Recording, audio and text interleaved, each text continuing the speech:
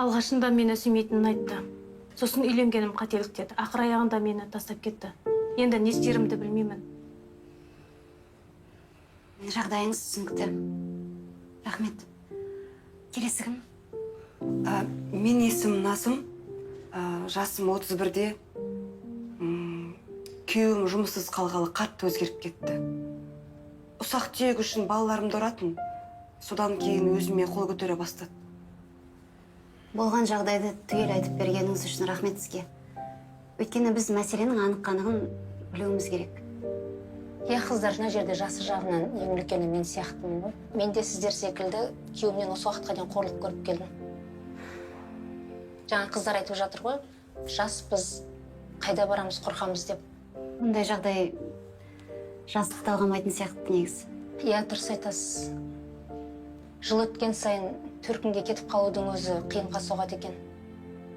Күндердің күнінде ажырасудың өзін дұрыс шешім деп қабылдайтын кезің келеді екен. Соны түсіндім. Өмірге оптимистік көзқарастамын. Тігін тігем. Жалпы бұл оқуды тамамдамасам да, істеген жұмысым елге ұнап жатады. Әр адам бойында талант бар. Біздің орталықта мәселелерді ашық айтып қана қоймай, талантыңызды шыңдай аласыз. Біреу Гүлшарат сияқты тігін тігеді, біреу ән айтады, біреу сурет салады дегендей. Еш ұялмаңыздар.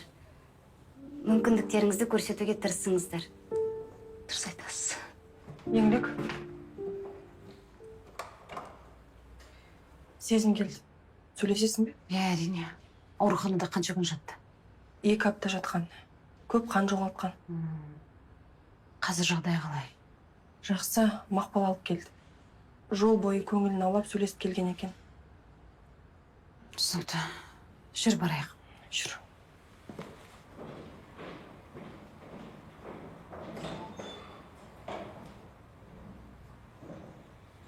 Сәлем.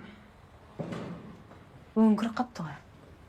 Рахмет, сізге келсіз бе?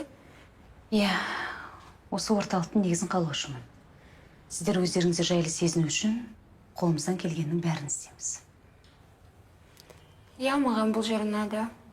Басыңызда өткен жағдайды баяндап бере аласыз ба? Иә, менің оқиғам таңсық емес шығар.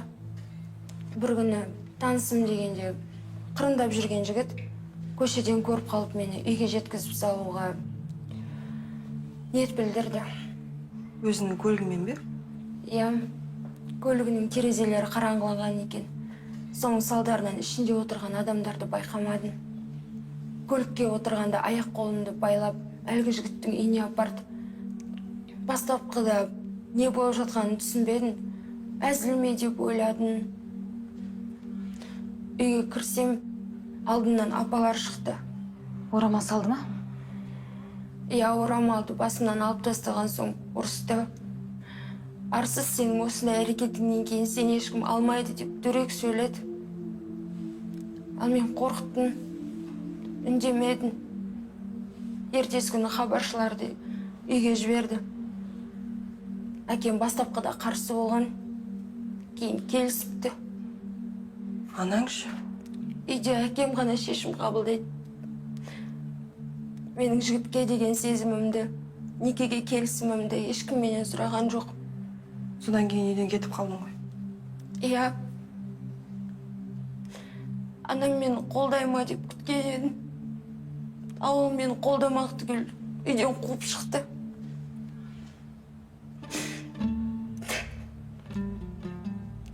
Әлгі үйге оралғым келген жоқ. Шарасыздықтан тамырынды кестің, солай ма? Иә. Ештеңе етпес. Бәрі өтті кетті. Бастысы басың аман. Енді мына жеріңді емдеуіміз керек. Ұқтың ба?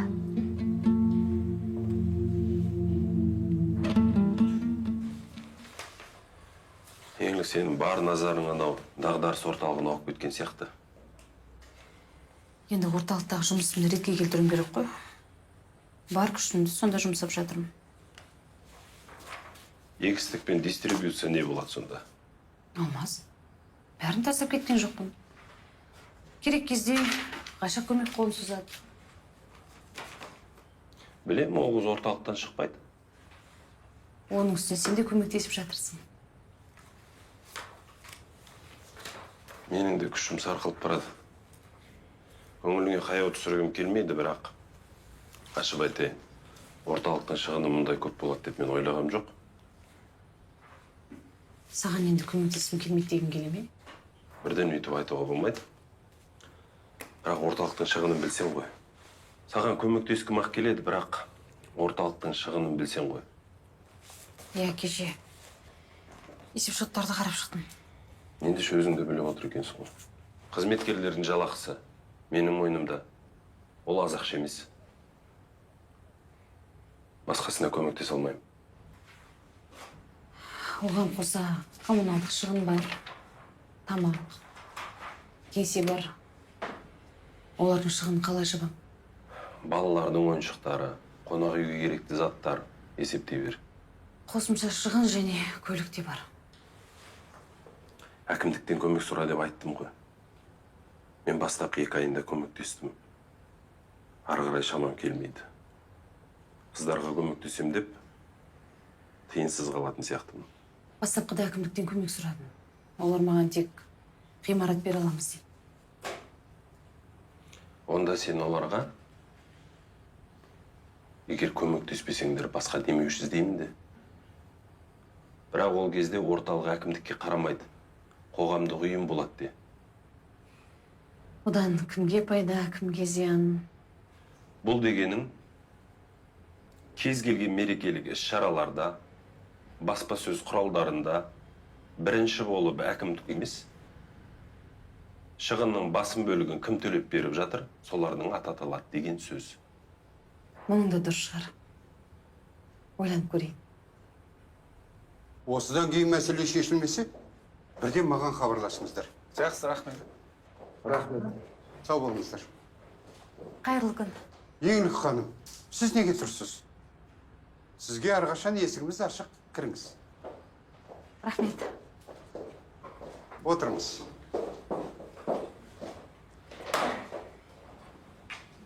Иә, не жаңалық бар? Бәрі жақсы. Қыздар дән риза. Бүгін тағы да 2 әйелді қабылдадық. О, әне, өте жақсы. Қонақ үй жұмыс істеп тұр ғой. Иә, алдында су ішіп қалған еді, сөйтсек жөндеу жұмыстары болған екен. Ал қазір қайта бәрін іске қосты. Бұл жолы қандай мәселемен келдіңіз? Сізден көмек сұрауға келдім. Иә, Кеше коммуналдық қағаздың шығындары келген. Сандарды көріп шошып кеттім. Одан бөлек азық-түлік, киім-кешек, жиһаздар, ойыншықтар. Онымен қоса қызметкерлердің жалақысы бар дегендей. Еңлік ханым, осы шығындарды қосып айтып отырған жоқсыз ба? Жоқ. Сіздің шығындарды өтейтін серіктесіңіз бар еді ғой. Иә, алғашқы айда бәрін төледі. Ал енді шамасы жетпейді екен. Өзіңіз де білесіз ғой, орталыққа келетін адамдар көп. Серіктесім жалақының шығынын көтерем деп отыр. Ал қалғанына... Сізді түсінемін, Еңлік ханым. Мен сізге ғимарат алып бердім. Ал бұл ғимарат үшін қаншама адам таласқанын білсеңіз ғой. Біреу жеке балабақша ашамыз деді. Біреулер кәсібімізге пайдаланамыз деді. Ал мен сізге алып бердім. Себебі орталық біздің ортақ жобамыз. Оған қуана-қуана көмектесеміз. Дұрыс қой. Ғимараттың мұншалықты қаражатты қажет ететінін білмедім. Енді, Еңлік ханым, сізден басқа да атқаратын шаруалар өте көп. Бірақ дәл қазір сізге қол ұшын бере алмаймыз ау. Аурухананың сыртын бояп, мектепті жөндеу керек, парталар сатып алуымыз керек. Оның үстіне ең бастысы көктемгі науқан келе жатыр. Соған дайындықты бастап кеттік. Енді не істесем екен? Демеушілерге алақан жаятын сияқтымын ғой. Міне, мұныңыз дұрыс шешім. Ауданда кәсіпкерлер көп. Оның үстіне олардың тұрғылықты жері ғой. Кешіріңіз. Иә, мінше. Жақсы кірсін. Сондықтан, Еңлік ханым, қолымыздан келгенше сізден бар көмегімізді аямаймыз. Жақсы сәттілік тілейміз сіздерге. Хабарласып тұрыңыз. Бұдан басқа көмек қажет болса, қол ұшын созуға әрқашан дайынбыз. Сау болыңыз. Рахмет.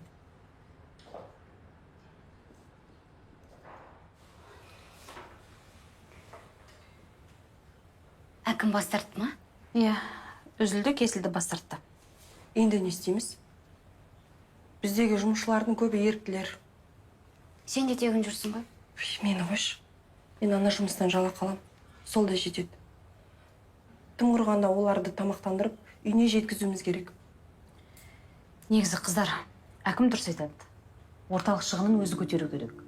Біз енді қашан әкімдікке алақан жайып отырамыз. Дұрыс айтасыз.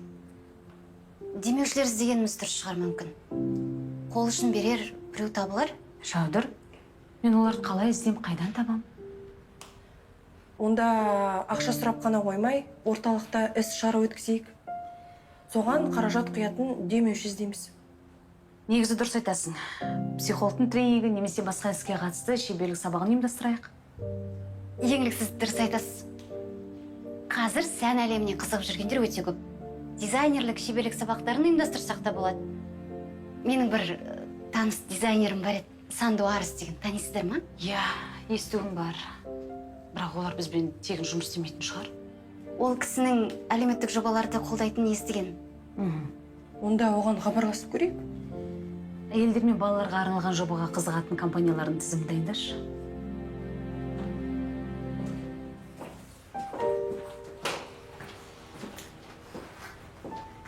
Бәрі жақсы өткен сияқты. Иә, ол дизайнерді соншалықты қарапайым деп ойламаппын. Өзіне сенімді әйел екен, иә? Иә, онымен қоса өте талантты. Айтпақшы, сенің сызбаларың қайда? Бағана көзім шалып қалады, көрсем бола ма? Міне. Бала күнімде көйлектердің суретін салған ұнайтын.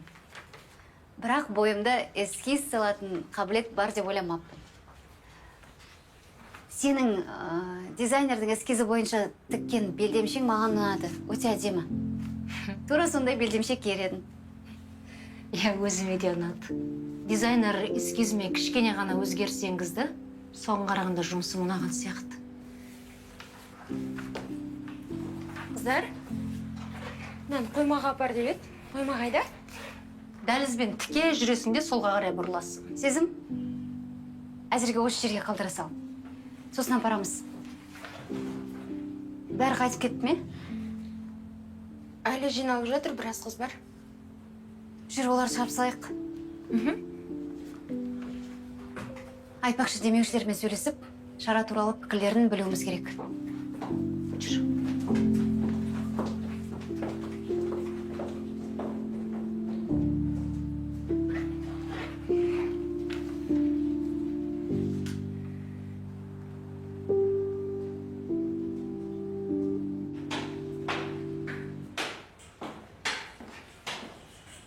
Қайырлы күн. Сәлеметсіз бе? Мен алдын ала жазылмап едім. Арман осында ма? Иә, өзінде. Бірақ сіз қандай мәселемен келдіңіз? Жұмыс бойынша. Отыра тұрыңыз мұнда. Рахмет. Иә, ол мәселелер шешеміз. Жақсы, енді нақтырақ жауап бере алмаймын. Аха, жақсы. Сәлеметсіз бе? Сәлеметсіз бе? Арманға мен келгенімді айтсыңызшы. Жақсы.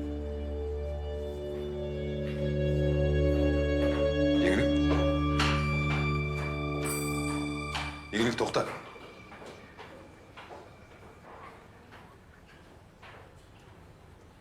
Мені неге қашып жүрсің? Сені кім қашып жүр? Мені көрдің де шығып кетті ғой. Жол жұмыстарым шығып қалды. Өтік ас ете қалды ма? Бағлан, менен саған не керек? Сөйлесуіміз керек. Сөйлесетін ештеңе жоқ. Мазамды алмашы.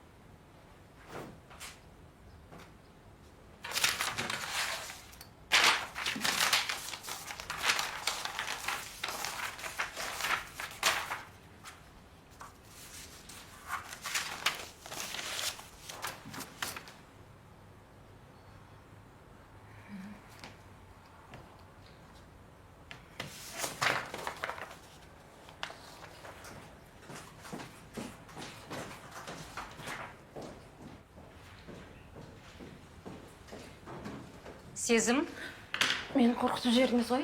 не жасырып отырсың? Жәудірдің ескіз ме? Иә. А оны неге алдың? Тұра тұр, сұрақты дұрыстап қойыншы. Сонда сен бастығыңның рұқсатынсыз оны алып отырсың ба? Ода тұрған не бар? Қалай ода тұрған не бар? Сондай сұрақ бола ма екен? Мен оны ұрлаған жоқпын, кейін орнына қоямын ғой. Болмайды олай істеуге. Қыздар, не болды? Өкінішке қарай, арамызда ұрлықшы бар екен.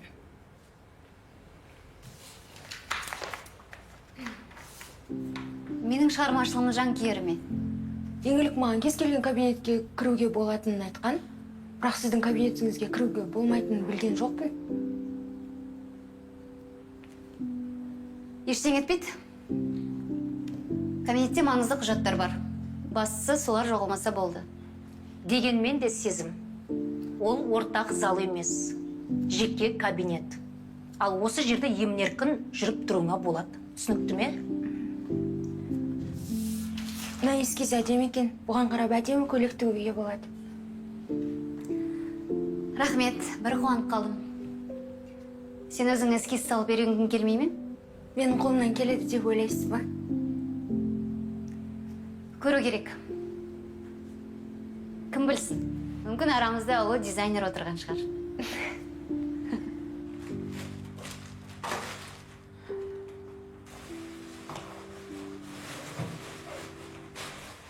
Неге сонша ауыр?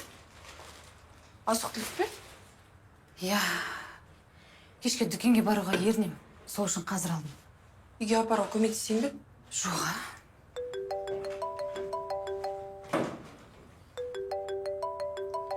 Көтермейсің бе? Жоқ. Бұрынғы күйеуің бе? Иә. Оны бүгін Арманның кеңсесінен көрдім. Ол онда не істеп жүр? Білмеймін. Арманмен сөйлесе алдың ба? Жоға, қашып кеттім. Оған демеуші болып ұсынғым келген. Болмай қалды. Бұрынғы күйеуің немен айналысушы еді? Ірі компанияның директоры. Бұрын мердігер болған. Онда оған демеуші бол деп айтып көрсеңші. Ірі компания болса көмектесе алатын шығар. Бағланнан сұрайын ба? Оны көрмек түгілі сөйлескім де келмейді. Ол сен үшін емес, орталық үшін мүмкін сөйлесіп көрерсің. Қайша, ол соншалықты бай адам емес. Оның үстіне жақында ғана директор болды ғой. Енді ол өз ақшасын емес, компанияның ақшасын құяды ғой. Ірі компания болса, біздің шығын оларға тиын тебен шығар. Бір жағынан сөйлесіп көруге де болады. Қош, бірақ сосын ескі әуенді басады ғой. Оған не керек? Білмеймін. Сонда да сөйлесіп көрші. Бір жағынан сенен не керек екенін біліп аласың.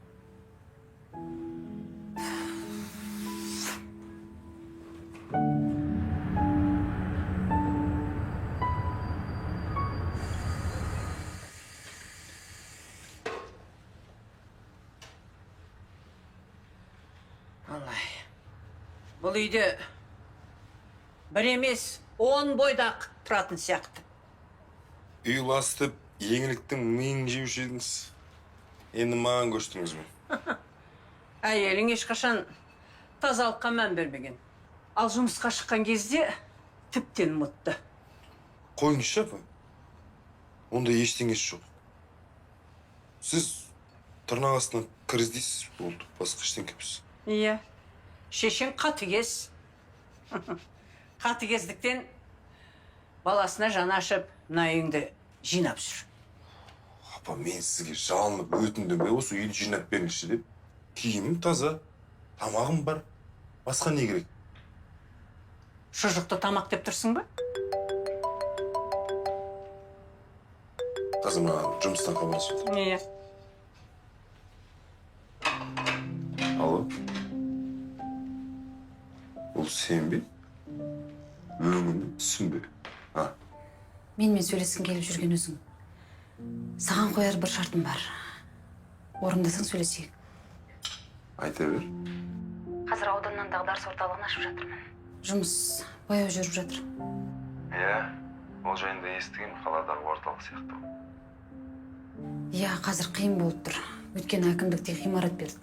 Қалған шаруаны өзіміз істеп жатырмыз. Ол түсінікті. Менен қандай көмек керек? Қазіргі уақытта демеуші іздестіріп жатырмын. Өзің жақында ірі компанияның директоры болдың. Содан саған хабарласып отырмын. Менің өмірімді бақылап жүр екенсің ғой. Бақылап жүрген ештеңем жоқ. Тек қызметіңе қатысты білемін. Сонымен көмектесе аласың ба жоқ па? Шамамен қанша қаражат керек? Компаниямыз сен ойлағандай ірі емес.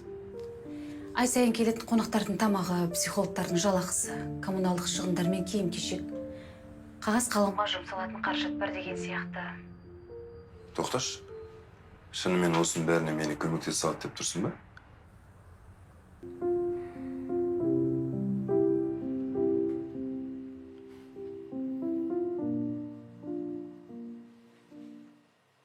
Мәссаған, мына сома көп қой. Тіпті бір айлық шығынға көлік сатып алуға болады. Көлік емес апа, пәтер алуға болады. Бірақ бұның құны одан да жоғары. Себебі біз адамдарға көмектесеміз. Сен оған ырз емес сияқтысың ғой. Шынымды айтсам шаршадым апа. Бұл жұмысқа көп уақытым кетеді. Оған қоса Алмаздан да сол үшін сөз естідім. Кеткен шығын үшін бе? Жоқ. Негізгі бизнесіңді ұмытып кеттің деп жатыр. Бірақ мен онда есеп-қисапты қарап отырамын. Бәрі жақсы жүріп жатыр. Егер орталықтың жұмысына немқұрайлы қарайтын болсам, тоқтап қалады ғой. Қызым ау, жұмысыңның басым бөлігін басқаларға тапсырмайсың ба? Өзің қиналып қаласың ғой. Орталықтағы жұмысы маған ұнайды. Иә? Жақында шеберлік сабағын өткізуге дизайнер шақырдық. Білесіз бе, бізде 3 қыз суретті жақсы салады екен. Мықты дизайнерлерден кем емес. Оған білім керек. Кім көрінген дизайнер бола алмайды? Бұған дейін олар бойындағы талантын білмеді ғой. Ал енді оны шыңдауға мүмкіндік бар. Сенікі де дұрыс шығар. Иә, ауылда да кішігірім ателье ашса болады. Дұрыс айтасыз. Шеберхана, ателье, наубайхана ашуға да болады. Өзіңіз білесіз ғой, өзіне сенімсіз үйде отырған қаншама әйелдер бар. Қызым ау, ақылдым менің. Сенің соншалықты пайдалы іспен айналысып жүргеніңді білмеппін. Жай ғана зардап шеккен әйелдерге қол ұшын созып жүрме десем. Қазір қоғамға қандай пайда тигізетінімізді түсіндім. Өзіңіз білесіз, елімізде қаншама талантты жандар бар. Оларға бұл үлкен мүмкіндік болатын еді. Иә, жаным менің.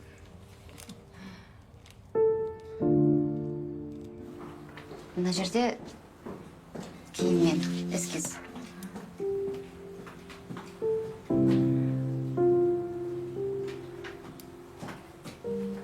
Бүгін өзі бір тілі ош. Тігіп жатыр, жұмысын көрдің? Керемет. Қане өзің салып көрші. Бізде манекен бар ма еді? Оны қайтесің? Тігіп болдың ба? Иә, болдым. Манекен жоқ. Бірақ алдыңда тірі модель отыр ғой. Менің өлшеміме келеді деп ойлайсыз ба? Көрейікші, қане тұршы. Саған келіп қалатын сияқты қай сайналшы. Болмаса қысқарта саламыз, қан жүрші былай.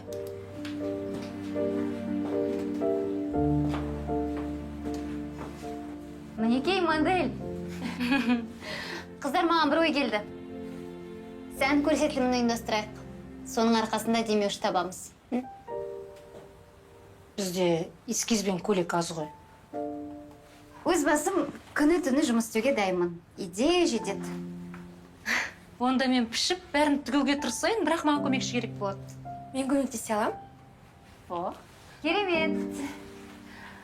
Олай болса, еңліктің рұқсатын алайық. иә, сұрай салайық.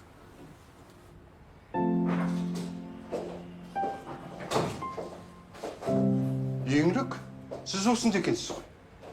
Ертерек айтпадыңыз ба? Мен кетіп бара жатырмын. Мен тек 1 минут уақытыңызды аламын. Мінекей. Бұл не нәрсе? О, шақыру, сән әлемі.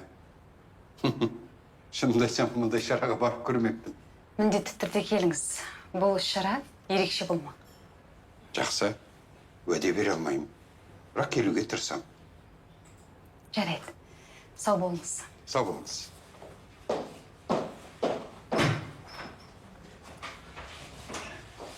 Мәнсе, Омарға байланысты барлық мәліметті жинап үстелге қойшы. Нақты қандай ақпараттар керек?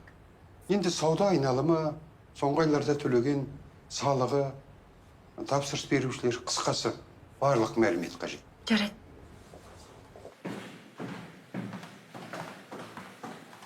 Ой, сен маған келдің бе? Қайшадан есеп қисап алғам. Айтпақшы, мен жақында бір ірі компанияның директорымен сөйлестім. Олар мәдениет үйінен музыкалық үйірме ашпақшы. Жақсы ой екен.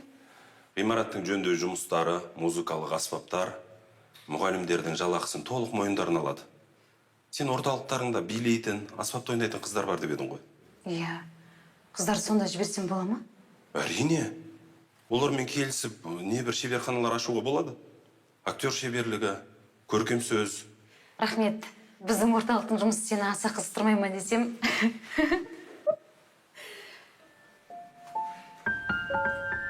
Кешір.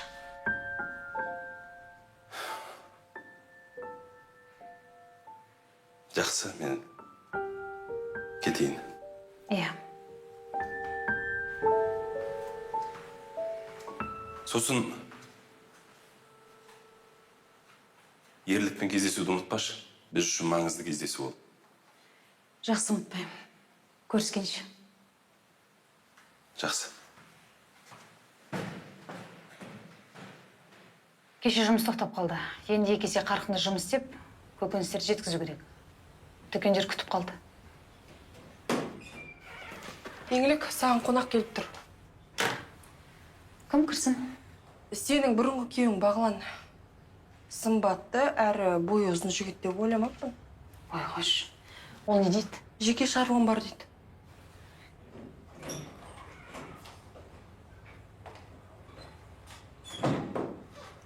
Кіруге рұқсат па?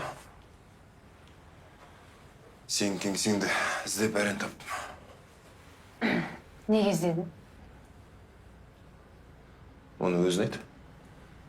Телефонмен сөйлескенде бір ұсынысым бар деді. Ол енді маңыз емес. Сол күні хабарласқаным дұрыс болмады. Енді ол әңгімені ұмыт.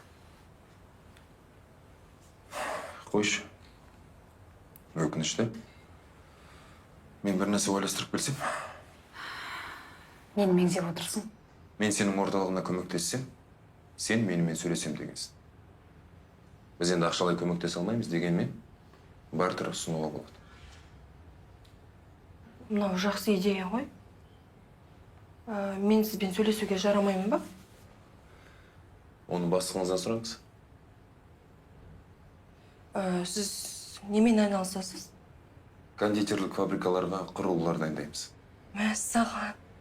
Тағдыр деп осыны айт. Бізде кондитерлік цех ашқымыз келіп жүрген. Мен тағдыр деген нәрсеге сенбейтін болдым. Дегенмен,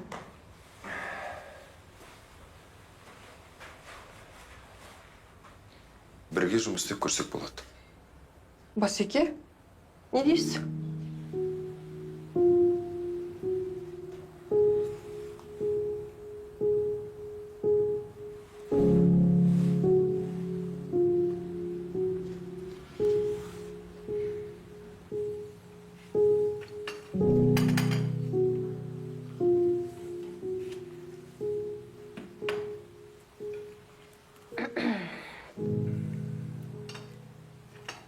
Рахмет. Әдемі кеш болды. Оқасы жоқ. Айтпақшы, сендерге тек бір құрылғы жете ме? Артық біреу бар ма? Артық біреу жоқ, енді. Тағы бір кездесуге септігін тигізсе, тауып көруге болады.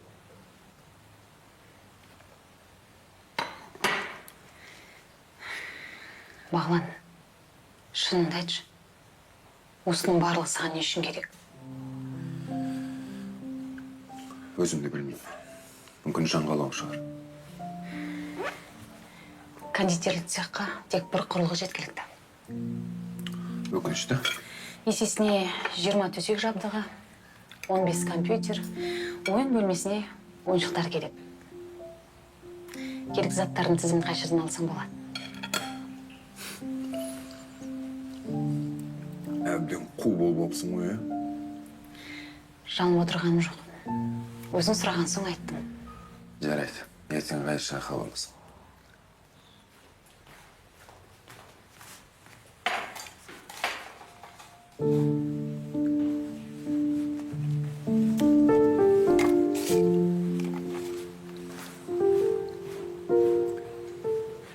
Балалардың жағдайы қалай?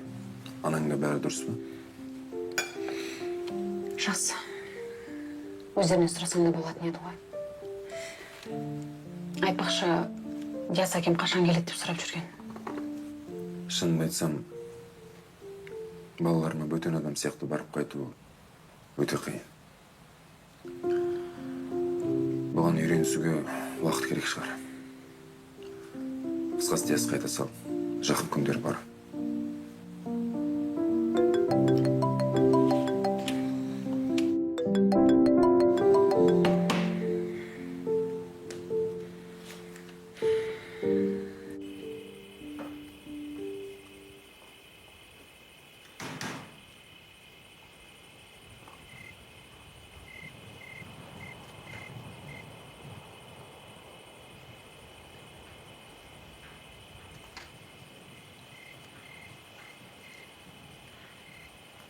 Тыңдап тұрмын. Алмас, ренжімеші. Есімнен шығып кетті. Телефонымды дыбыссыз режимге қойып едім. Хабарласыпсың ғой. 50 рет хабарласқан шығармын. Марста болдың ба? Мен кінәлімін. Кешірші. Мен саған алдын ала ескерттім ғой. Әдейі келмедің бе? Мен бұл кездесуді 1 ай бұрын жоспарладым. Сенің ұмытшақтығыңның салдарынан 135 миллионның келісім шартынан қол үзіп қалдық. Мен бос емес едім. Ғайша қайта хабарласқан соң телефонымды дыбыссыз режимге қойғам. Ол да саған менің өтінішіммен хабарласты. Саған қарағанда Ғайша бұл кездесудің маңыздылығын түсінеді. Мен сені таппаған соң анаңа қоңырау шалдым. Осынша уақыт қайда болдың? Орталыққа көмектескісі келетін бір адаммен кездестім. Менің басқа малым болмады. Сен өтірік айта алмайды екенсің. Ғайшадан кіммен қайда барғаныңды біліп алдым. Еңгілік. Еңлік, күнім ау. Ел болып сені іздедік қой. Не болды, қайда жүрсің?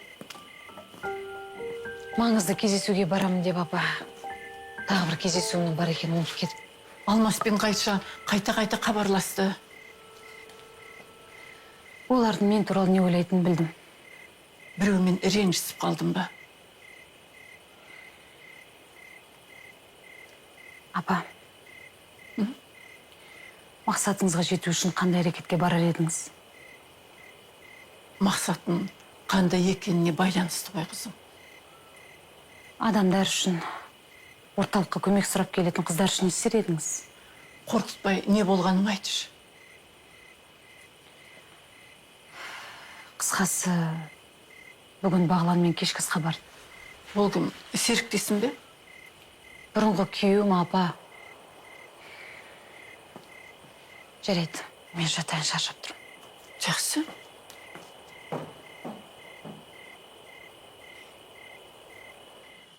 Көріп тұрғаныңыздай әр қыздың өз тағдыры бар.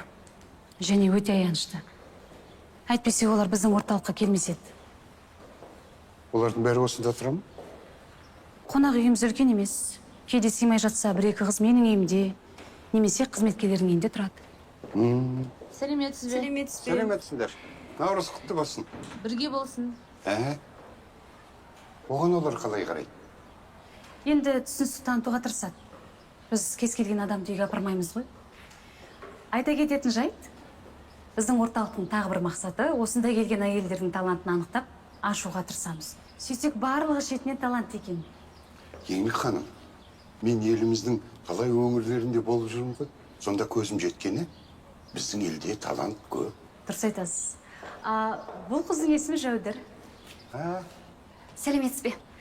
Жәудірдің жасы 26-да. Осы жасқа келіп, суретті жақсы салатын енді білді.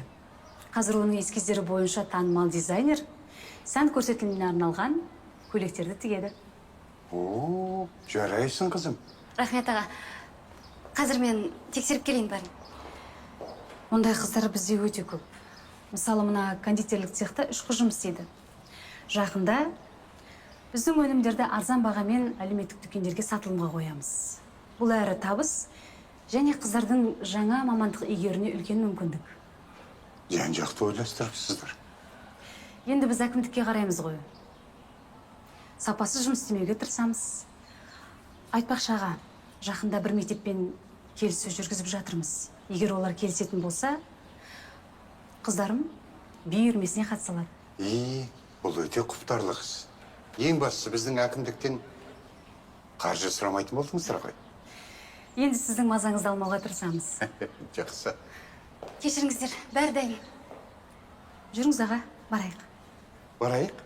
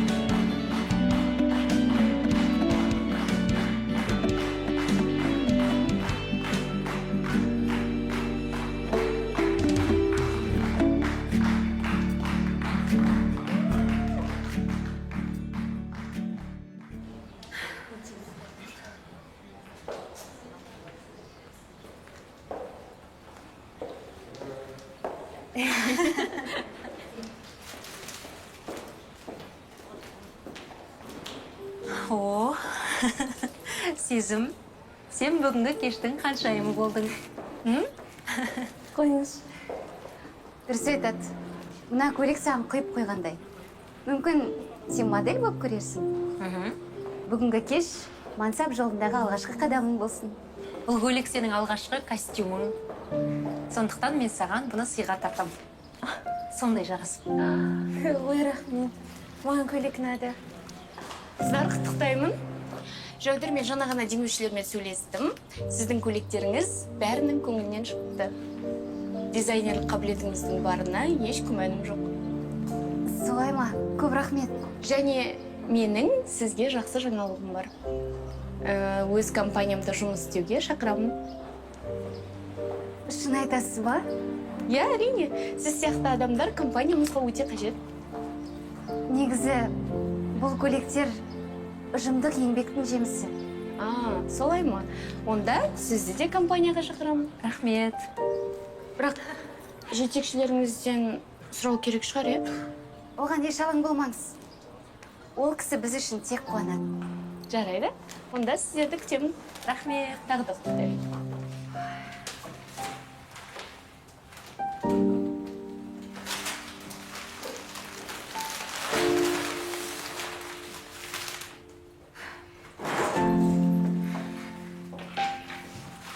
Қайда қояйын? Қыздарға бере салмадың ба? Қайша бұл гүлдер сіздікі деді. Мына жерге қойса. Бүгінгі кеш сондай керемет өтті. Рахмет сізге. Сахнаға шығуға қорқып қалдың ба? Я қатты қобалжыдым. Бала кезімнен модель болуды армандағанмын. Бірақ алып қашу, тұрмыс құру басталды да бәрі ұмыт қалды. Мәселе кеуде емес. Тұрмысқа шығуды қалай қабылдайтыныңда. Мысалы, Европа, Америка, тіпті басқа елдерде миллиондаған қыздар тұрмысқа шыққан соңында білім алып, дами түседі. Ал біздің елдің қыздары тұрмысқа шығуды өміріндегі басты мақсат деп ойлайды. Сіздің айтқаныңызбен толықтай келсем, күйеулер мен ата-аналар да сіз сияқты ойлайтын болса ғой. Сол үшін осы орталық арқылы халықтың ойын өзгерткім келеді. Айтпақшы, бағана келген дизайнер қыздарды жұмысқа шақырыпты ғой, естідіңіз бе? Иә, естідім. Қуанып қалдым. Енді олар бұл жерде өмір бақи жұмыс істемейді ғой. Олар жұмыстан шығып кетсе, өкінбейсіз бе? Білесің бе? Бізге қаншама елдер келеді. Ал біз қолымыздан келгенше оларға көмек қолын созамыз. Білім беріп, талантын ашамыз. Ал сосын қыздар қанат қағып, армандарын орындауға аттанады. Енді түсінікті. Сіздер нағыз сиқыршысыздар. Еңлік. Қалай бәрі жақсы болды. Рұқсат болса, мен кетейін. Кетесіз бе, әлі ерте емес пе? Қуана қалар ем, бірақ жұмыс көп. Аға, алтын уақытыңызды бөліп келгеніңізге рахмет. Оқасы жоқ. Сіз ертең бір уақыт тауып, әкімдікке келіңізші. Менің айтар әңгімем бар. Дайындалып келу керек пе? Меніңше сіз үнемі дайындықта жүретін секілсіз. Жақсы, мені шығарып салмай-ақ қойыңыз. Қонақтармен болыңыз. Дегеніңіз болсын. Сау болыңыз. Сау болыңыз.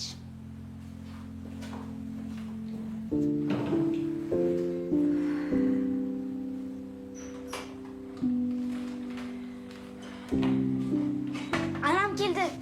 Ой, сендер әлі ұйықтамағансыңдар ма? Мынау саған. Енді сән көрсетілімі қалай өткенін сұрау үшін күтіп отырмыз. Бәрі ойдағыдай. Әкім олардың көмегінсіз жұмысты атқарғанымызға дән риза. Сіз өзіңіз бақыттысыз ба? Әрине. Бүгін қыздардың барлығы сондай сұп-сұлу, бақытты болып жүрді. Олар тәтті жемей ме? Айтпақшы, саған тәттілер беріп жүрген. Бірақ ертең жейсің. Келістік пе? Жарайды. Ал балалар, аналарыңды күтіп алдыңдар. Енді барып ұйықтай қойыңдар. Ең қызық жеріне келгенде ұйқыға жібересіз. Барыңдар. Қайырлы түн. Қайырлы түн.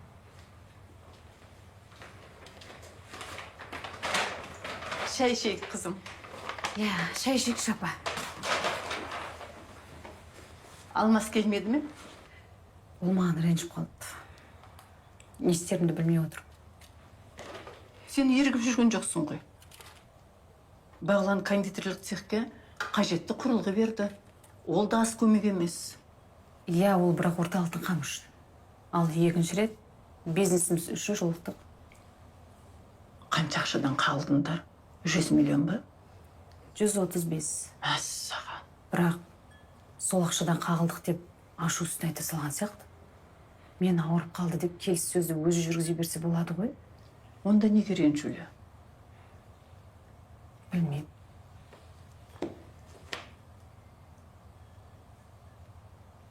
Айтпақшы, апа, үйде тосап бар еді ғой, жеп қойған жоқсыздар ма? Сен диетада едің ғой. Тым тәтті тосап. Жегім келіп тұр, беріңізші. Қазір, қызым. Саған Бағлан жақсы әсер етіп.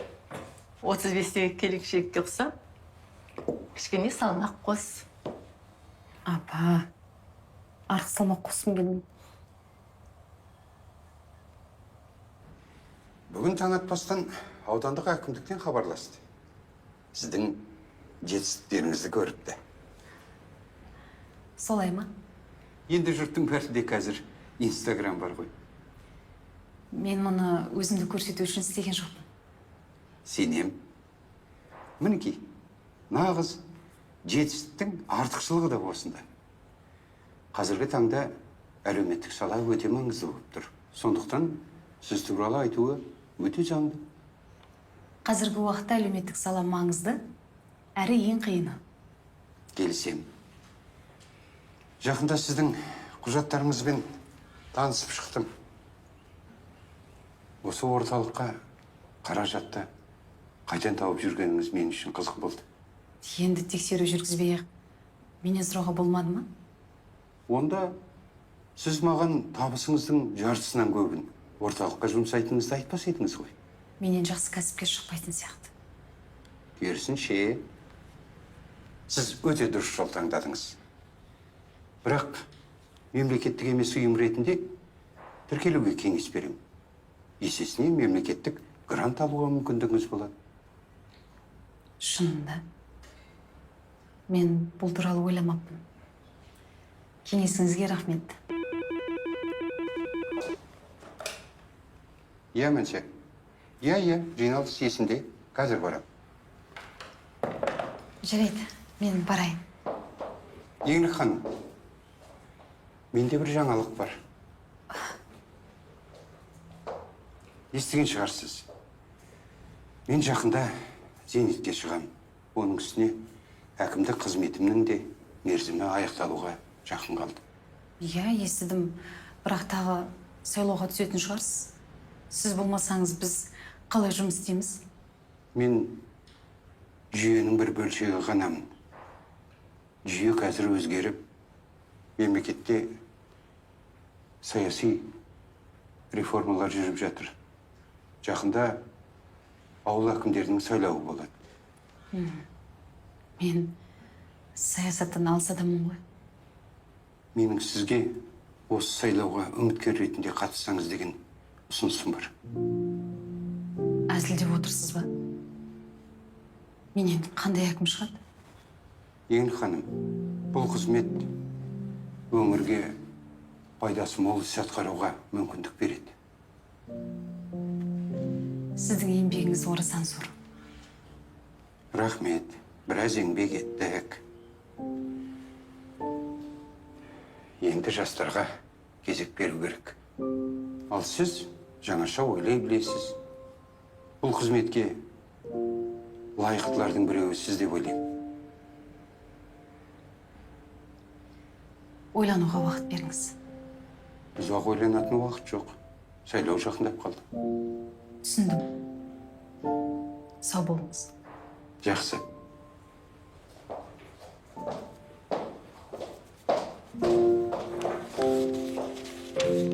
Еңлік, біз дайынбыз. Тез жиналдыңдар ғой. Орталықтан кетуге асығып жүрсіңдер ме? Сізге келіп тұрамыз ғой. Қайда тұрақтайсыңдар? Ол жақта таныстарым да жоқ.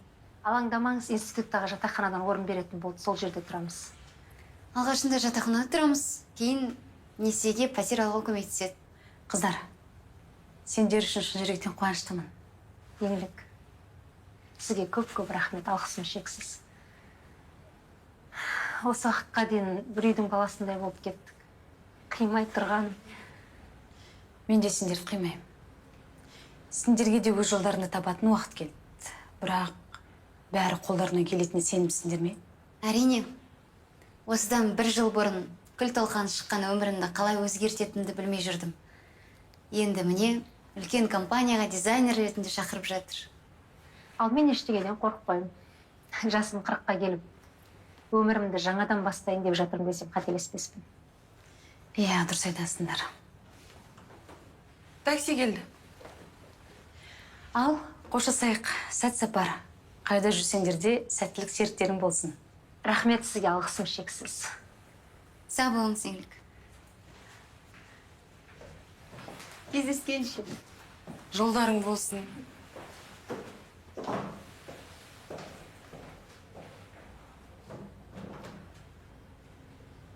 Аздап көңіл күйім түсіп кетті ғой. Бірақ құлар үшін қуаныштымын. Сен ешқайда кетпейтін шығарсың. Сені тастап қайда барам? Кемедегінің жаны бір демекші. Еркектер келет кетеді.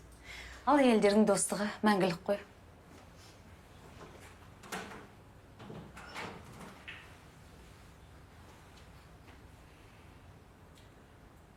Жақсы, мен онда кеттім.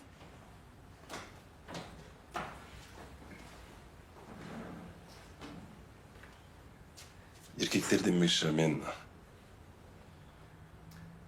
алдымдағы қылығыма кешірім сұрайын деп едім. Ақталатындай кішкентай бала емессің ғой. Оның үстіне бәріне өзім кінәлімін. Бұл мәселені қалай шешсек болады? Серіктестерге хабарластым, олар келесі аптада кездесуге дайын. Яғни мен ештеңе білдірмедім ғой. Мен де ештеңе білдірмедім деп үміттенем. Қалай сонда? Не туралы айтып тұрсың? Сен не түсінбедің бе? Мен ол кезде 135 миллион үшін ашуланған жоқпын. Сонда не үшін ашуландың? Сені бұрынғы күйеуіңнен қызғандым.